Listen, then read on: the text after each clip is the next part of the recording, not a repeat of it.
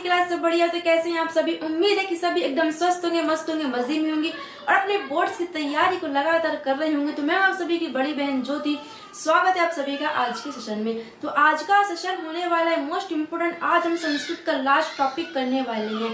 Yes, ये हमारा संस्कृत का लास्ट टॉपिक होने वाला लास्ट चैप्टर है। बहुत ही अच्छा चैप्टर है, पद्यांश खंड से लिया गया, क्लियर, पद्यांश भाग से लिया गया है। और देखिए क्या होता है कि ये हमारा भाई अंतिम चैप्टर है ना, लास्ट चैप्टर है। तो बच्चे भाई बहुत ही ज्यादा होशियार हैं आजकल के ना, तो वो लास्ट चैप्टर को समझ से इसको छोड़ देते हैं, सोचते हैं कि लास्ट चैप्टर नहीं भी करेंगे तो क्या ही हो जाएगा, है ना, कुछ नहीं होगा। लेकिन जब एग्जाम में श्लोक देखने को मिलेंगे तो इसे मत्था पे हाथ धरे रहोगे और बोलोगे भाई काश पढ़ लेते तो आज यहाँ लिख रहे होते हम। तो ये काश नहीं आना चाहिए ना, रिग्रेट करने से कुछ फायदा नहीं होने वाला है। रिग्रेट ना करना पड़े, ये काश शब्द ना आए, इसलिए अच्छा है कि भाई पढ़ ही लो। अगर आपको 95 प्लस बेटा लेके आना है, अगर आपको 95 प्लस हिंदी में लेकर आना है तो पढ़ना तो सब कुछ पड़ेगा। ये नहीं कि अपना मन मर्जी ये छोड़ देते हैं वो छोड़ देते, नहीं, सब कुछ पढ़ना पड़ेगा। कितना डिफिकल्ट नहीं है, बस थोड़ा समझने की जरूरत है, क्लियर। तो जो भी बच्चे अपना एक्स्ट्रा दिमाग लगा रहे हैं कि लास्ट चैप्टर है छोड़ दे, इसको नहीं भी करेंगे तो कुछ नहीं होने वाला है, नहीं बेटा लास्ट चैप्टर है लेकिन बहुत ही अच्छा चैप्टर है। पद्यांश भाग जो होता है ना हमारा, जैसे हिंदी खंड में पद्यांश गद्यांश होता है, लाइक वैसे ही संस्कृत में भी वही पद्यांश भाग, क्या संस्कृत में पद्यांश भाग होता है, इसलिए गद्यांश भी आपको देखने को मिलेंगे प्रश्न और पद्यांश भी। तो ये हमारा पद्यांश भाग में आता है, क्लियर।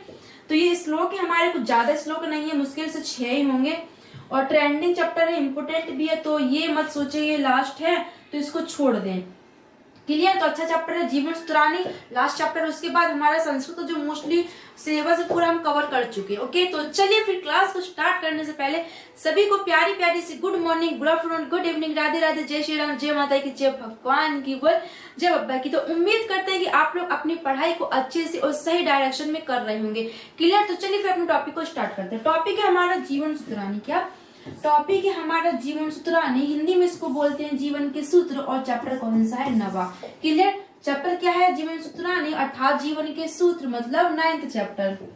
तीनों चीज याद हुए, क्लियर। अब बढ़ते हैं अपने पहले श्लोक की तरफ। तो ध्यान से आराम से सुनिएगा, एक बार सुनने की जरूरत है, पूरा चैप्टर एज इट इज आपके दिमाग में फिट हो जाएगा, क्लियर। कोई दिक्कत परेशानी नहीं होनी चाहिए। ओके, तो देखिए बहुत ही सिंपल चैप्टर है, मान के चलिए बहुत ही अच्छा भी है। तो सबसे पहले इसका ओवरव्यू जान लेते कि इसका ओवरव्यू क्या है ना, इसको ओवरव्यू जान लेते कि आखिर इसमें चैप्टर में है क्या। तो इसमें क्या होता है कि एक यक्ष होते हैं और एक युधिष्ठिर होते हैं। तो इसमें जो यक्ष है क्या होंगे भाई, तो देखिए सबसे पहले इसका ओवरव्यू जान लेते कि इस चैप्टर में आखिरकार हमको पढ़ना क्या है। तो देखिए इस चैप्टर में क्या है कि इसमें यक्ष होता है और एक युधिष्ठिर होता है। तो यक्ष और युधिष्ठिर के बीच में क्या होता है? वार्तालाप होते हैं। जो यक्ष है वो युधिष्ठिर से प्रश्न पूछता है और जो युधिष्ठिर है वो यक्ष के प्रश्नों का उत्तर देता है, क्लियर। तो 6 से 7 श्लोक है, बस उसमें से प्रश्न पूछेंगे और उत्तर देंगे, क्लियर। तो यक्ष और युधिष्ठिर को अपनी तरफ से आपको ऐड करना पड़ेगा क्योंकि इसमें यक्ष युधिष्ठिर की संस्कृत नहीं लिखी है। ओके, तो चलिए फिर बढ़ते हैं अपने, अच्छे से आराम से ध्यान सुनिएगा एक एक शब्द का अर्थ कैसे आपको क्या लिखना है। तो क्या लिखा है? किस विद्रह गुरुतर भूमि, किस विद उच्चतर चा खातिर। किस विद्र मतलब क्या होता है? क्या या फिर कौन आप बोल सकते हैं, क्या या फिर कौन आप बोल सकते हैं। गुरुतर मतलब क्या होता है? श्रेष्ठ या फिर भारी। भूमि मतलब होता है भूमि से। किस्विद्रा मतलब क्या होता है? क्या या फिर कौन। उच्चतर मतलब क्या होता है? ऊंचा। उच्चतर मतलब क्या होता है? ऊंचा। चा मतलब होता है और, खात मतलब होता है आकाश। किस्वित्र मतलब क्या हो जाएगा? क्या या फिर कौन। शीघ्रतर माने शीघ्र है। वतात्र माने वायु से। किस्विद्र माने फिर से आ गया क्या या फिर कौन। बहुत्र मतलब क्या हो जाएगा? अधिक। बहुत्र मतलब क्या हो जाएगा? अत्यधिक। त्रिनात्र माने क्या हो जाएगा? तिनको से। तो ये इसमें यक्ष प्रश्न पूछता और युधिष्ठिर उत्तर देता है, ये बात हमेशा याद रखनी है आपको।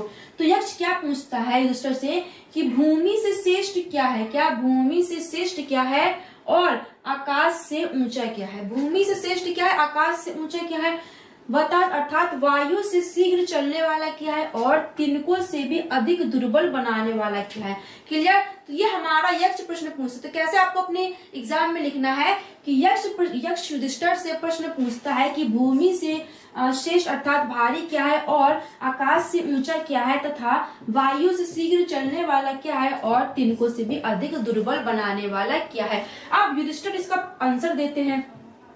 तो युधिष्ठिर क्या आंसर देते हैं कि माता गुरुतर भूमि, अर्थात माता जो है वो भूमि से अधिक श्रेष्ठ है, अर्थात माता का जो स्थान है, माता का जो स्थान है भूमि से भी अधिक है, माता भूमि से भी अधिक पूजनीय है। खात्र मतलब हो जाता है आकाश, खात्र मतलब क्या होता है आकाश। पितो मतलब होता है पिता, उच्चतर मतलब क्या होता है ऊंचा, स्थित माने है। और आकाश से भी ऊंचा कौन है, पिता, और पिता आकाश से भी ऊंचा है। मन मतलब होता है मन, शीघ्र बतात, और जो मन है वो वायु से भी तेज चलने वाला है। आपने देखा ही होगा जो हमारा मन है वो घर बैठे बैठे बहुत दूर दूर तक चला जाता है, जिसकी उम्मीद जिसकी कल्पना है उसको इमेजिन भी नहीं कर सकती कहाँ चला जाता है। बैठे बैठे कब पता लंदन घूम है ना, पूरा इंडिया पूरा सैर कर आया है ना, ताजमहल देख लिया, ऐसे ऐसा कर लिया, बहुत कुछ कर लिया ना, बहुत कुछ सोच जाते हैं हम लोग। लेकिन मन, इसलिए बताइए जो मन है वो वायु से भी तेज चलता है कि मन बहुत अधिक सोच लेता है, लेकिन उसके अकॉर्डिंग इतना जल्दी से हम उसको कुछ कर नहीं पाते है ना। तो यही बोलते हैं कि जो मन है वो वायु से भी तेज चलने वाला है, और जो चिंता है क्या, जो चिंता होती है वो तिनकों से भी अधिक दुर्बल बनाने वाली है। क्लियर। युधिष्ठिर प्रश्न का उत्तर क्या देते हैं कि जो माता है वो भूमि से श्रेष्ठ है, जो पिता है वो आकाश से ऊंचा है, मन वायु से भी अधिक तेज चलने वाला है, और चिंता तिनकों से भी अधिक दुर्बल बनाने वाली है। तो यहाँ पर ये हमारा पहला श्लोक और उसका प्रश्न और उसका उत्तर खत्म होता है। क्लियर। बढ़ते हैं अपने दूसरे श्लोक की तरफ। तो दूसरे में क्या लिखा है, किस मित्र का मतलब आप याद रखिएगा क्या है या फिर कौन। पूर्वस्तु मतलब क्या होता है, विदेश में रहने वाले लोग। पूर्वस्तु मतलब क्या होता है, विदेश में रहने वाले लोग। आपने देखा होगा जो गांव के लोग होते हैं ना, अपने काम धंधा के लिए विदेश में शहर चले जाते हैं, तो वही बोला गया है कि विदेश में रहने वाले लोग का मित्र। किस मतलब क्या होता है, क्या है मित्र, मतलब मित्र, गृह माने गृह मतलब घर का, इस्त माने रहने वाला। आतुष्य मतलब क्या होता है, रोगी। आतुष्य मतलब क्या होता है, रोगी। मित्र आप समझते ही हैं। और मरशत मतलब क्या होता है, मरने वाले का।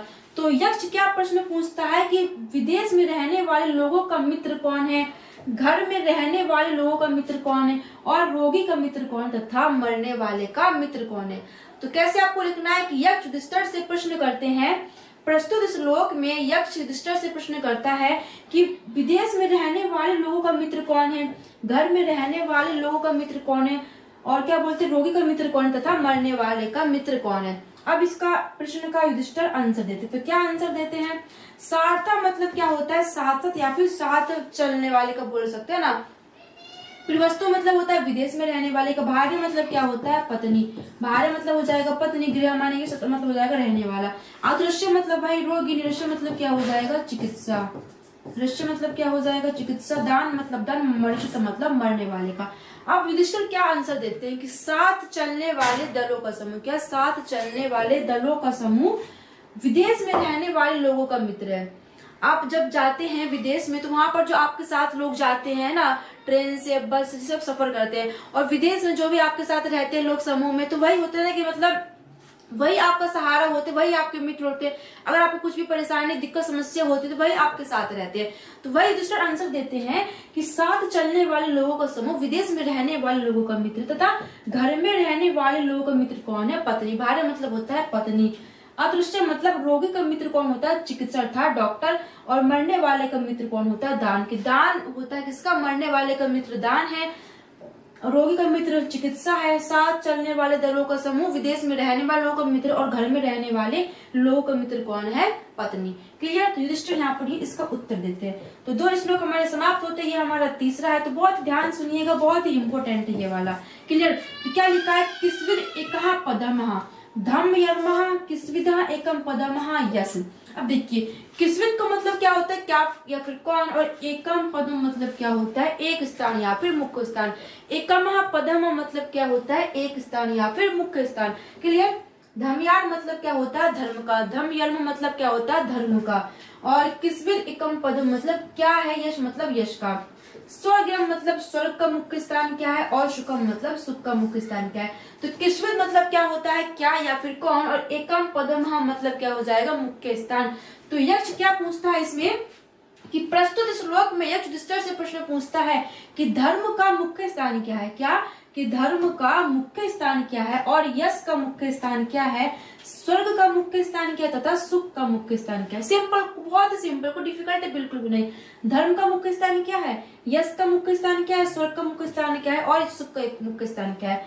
तब युधिष्ठिर भाई आंसर देते हैं कि दाक्ष्यम, क्या बोलते हैं कि दाक्ष्यम एकम पद्मः, क्या दाक्ष्यम एकम पद्मः धम्र्याम धानिनम कम पद्मः यश, क्या दानिनम एकम पद्मः यश सत्यमः एकम पद्मः स्वर्गम शीलम एकम पद्मः सुखम। अर्थात धर्म का मुख्य स्थान क्या है, धर्म का मुख्य स्थान क्या है, उदारता। दक्ष मतलब क्या होता है, उदारता। तो यक्ष प्रश्न पूछता है तो युधिष्ठिर उसका आंसर देते हैं कि धर्म का मुख्य स्थान क्या है, उदारता। यश का मुख्य स्थान क्या है, दान। यश क्या होता है, प्रसिद्धि। हम जैसे बहुत से लोग दान वान करते हैं ना, किसी को, गरीबों को, कहीं पर भी, तो उसको प्रसिद्ध, उसका नाम चलता है। तो वही बोला है कि यश का मुख्य स्थान क्या है, दान, और स्वर्ग का मुख्य स्थान है सत्य, और सुख का मुख्य स्थान क्या है, शील।